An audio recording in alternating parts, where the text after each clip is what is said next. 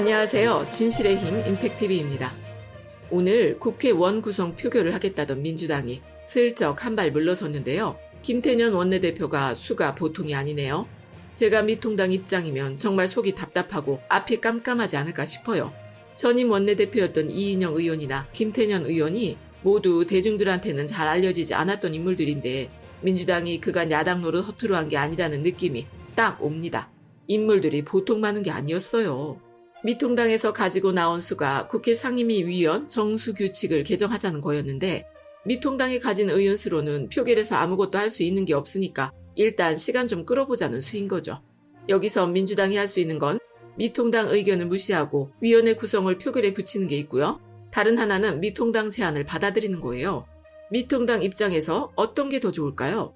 민주당에서 오늘 미통당 제안을 거절하고 표결을 해서 만약 18개 상임위를 싹쓸이 해갔다. 이러면 미통당에서 속으로 지화자를 외쳤을 거예요. 울고 싶은 놈 뺨 때려주는 거죠. 어차피 법사위는 절대로 안 내줄 것 같고 몇몇 상임위 넘겨받아봤자 구색만 맞추는 거지 알맹이는 없을 것 같은데 민주당이 협상안을 다 거절하고 혼자 독식한다? 그러면 동네방네 돌아다니면서 뺨 맞았다고 징징거리는 거라도 할 수 있잖아요. 그런데 민주당에서 미통당 제안을 받아들였을 뿐만 아니라 10일까지라고 타임라인까지 딱 정해줬거든요. 미통당 코에 콧뚜레를 딱 꿰서 끌고 가는데 코에서 피만 안 날 정도로 살살 풀었다 조였다 하면서 데리고 가는 거죠. 미통당에서야 이 콧뚜레를 민주당이 확 낚아채서 피라도 철철 났으면 좋겠는데 풀어주는 척 하면서 옴짝달싹을 못하게 끌고 가니 답답한 노릇 아닙니까? 그래서 8일에 국회에서 상임위 정수 조정 특위를 통과시켰어요. 10일에는 각 상임위별로 의원을 몇 명씩 배치할지를 의논해서 국회에 제출하라고 했고요. 국회 상임위에 대해서 잘 알고 계시는 분도 계시겠지만 그게 뭔데 이렇게 난린가 싶은 분들도 있을 테니까 잠깐 설명을 드리면요. 우리 국회에는 두 가지 큰 허들이 있어요. 산이나 강이라도 해도 좋을 만큼 그걸 넘느냐 못 넘느냐에 따라서 처지가 달라지는 기준점인데요. 하나는 원외 정당이 되느냐 원내 정당이 되느냐 하는 거예요. 6월 9일 현재 기준으로 선관위에 등록된 정당이 45개나 되거든요. 그런데 그중에 국회의원이 있는 원내 정당은 민주당, 미통당, 정의당, 열린민주당, 국민의당, 그리고 더불어시민당에 참여했던 소수 정당인 기본소득당이랑 시대전환당 이렇게 7개밖에 없어요.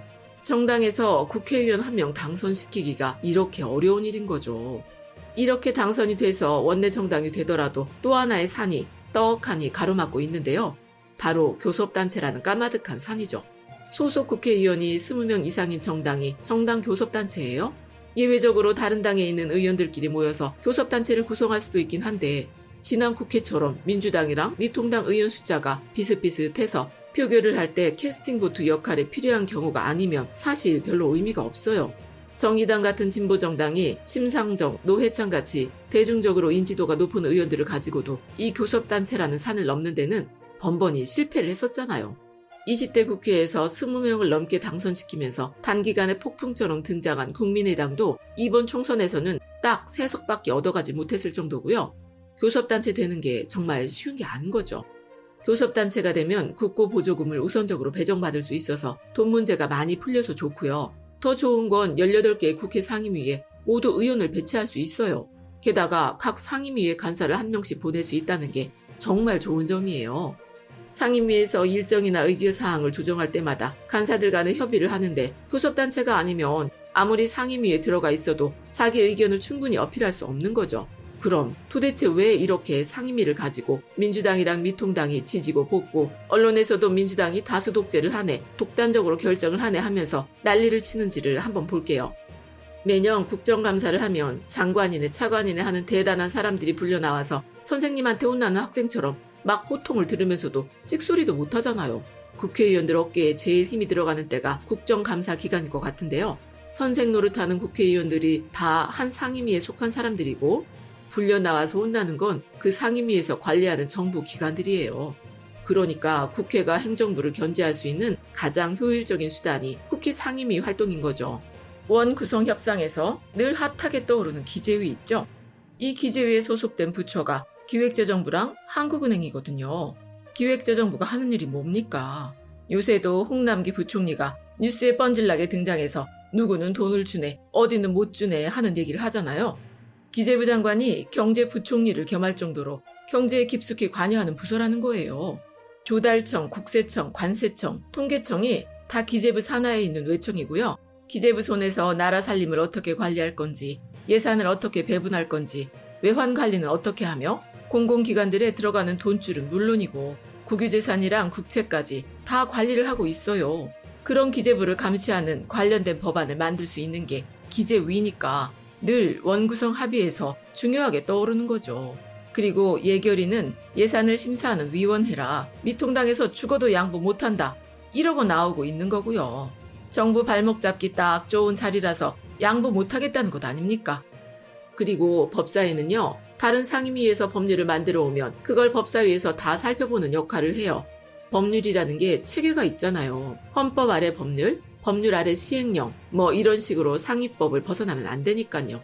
법률 전문가가 아니면 그런 걸 세세하게 다 알기 어려우니까 법률 전문가들을 법사위에 배치시키고 거기서 각 법률안이 법률 체계상 맞는지, 문장이 법률용어로 잘 구성돼 있는지 그런 걸 심사하도록 한 거예요. 그런데 어느 순간부터 법사위에서 다른 위원회에서 만들어 온 법안들 내용까지 다 들여다보기 시작한 거죠. 이건 월권이거든요. 법률 체계에 맞는지 보라고 했지 누가 그 법이 지들 입맛에 맞는지 안 맞는지 보라고 했나요? 그러니까 법사위가 상원이냐는 소리까지 듣고 있는 거죠. 그리고 또 하나, 법사위에서 맡은 행정부 부처가 법무부, 법제처, 감사원, 헌법재판소, 그리고 법원이거든요.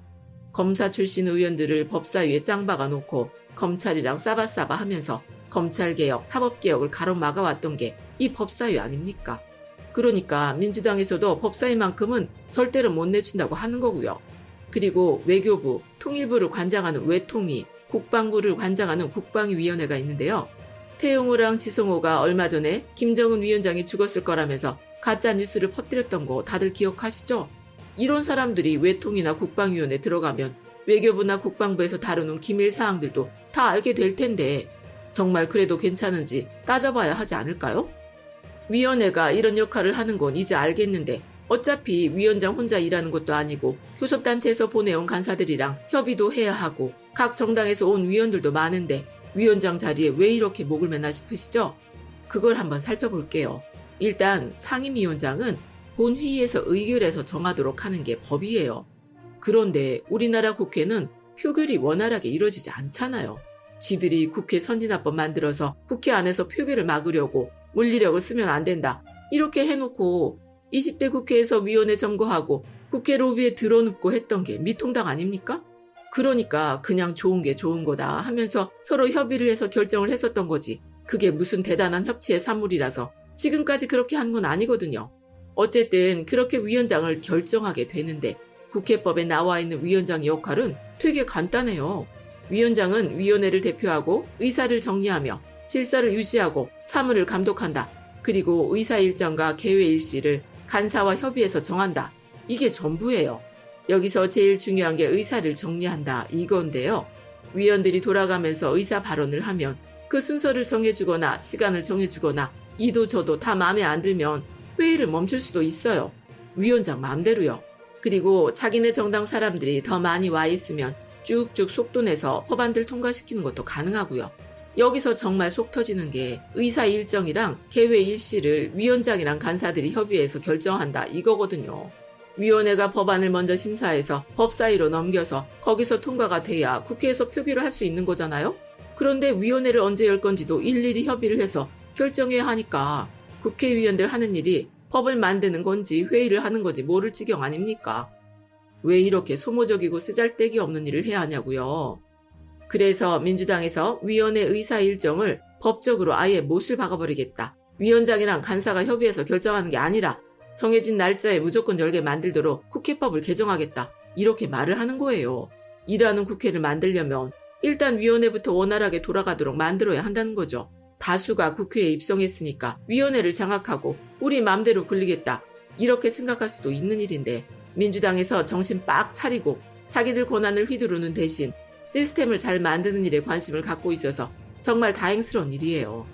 민주당에서는 미통당에 협상 시한을 짧게 주면서 하나하나 국회에서 통과시켜 나가는 전략을 사용하려는 것 같은데요. 명분과 실리를 모두 챙기는 아주 좋은 방법이라고 저는 생각해요. 부디 21대 국회를 일하는 국회로 만들어서 문재인 대통령님 국정 후반기에 개혁 성과를 낼 수 있으면 좋겠어요. 문재인 대통령님이 대선 기간에 이런 말씀을 하셨는데요. 적폐를 청산하고 국가를 대개조하는 일이 본인의 사명이라고 말이죠.